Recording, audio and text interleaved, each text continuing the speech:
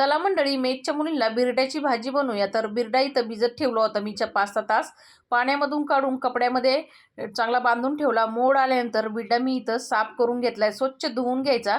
कढई गरम करून त्यामध्ये खोबरं टाकून घेतलं. थोडंसं तेल टाकायचं. गुलाबी रंगावरती खोबरं परतून घ्यायचं.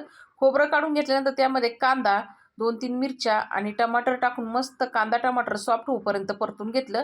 आता गॅस बंद करून त्याच्यामध्ये मी लसूण, अद्रक, भाजलेलं खोबरं आणि कोथिंबीर टाकली. त्याचं एक वाटण तयार करून घेतलं. कढईमध्ये तेल गरम करून जिरा, मोहरी टाकली. चांगली तडतडून झाल्यानंतर त्यामध्ये वाटलेलं वाटण टाकून घरगुती मसाला, लाल काश्मीरी मिरची पावडर, कांदा, लसूण मसाला, गरम मसाला, धना पावडर, हळद टाकून तेल सेपरेट होईपर्यंत परतून घेतल्यानंतर त्यामध्ये साफ केला बिरडा आणि बटाटा टाकला. मस्त परतून घेतल्यानंतर गरम पाणी त्याच्यामध्ये ॲड केलं. जेवढं ग्रेव्ही हवी तेवढं. आता इथं बिरडा शिजलेला आहे. चवीनुसार मीठ टाकलं, कोथिंबीर टाकली. तयार झाली बिरड्याची भाजी. मंडळी या तुम्ही पण खायला. धन्यवाद.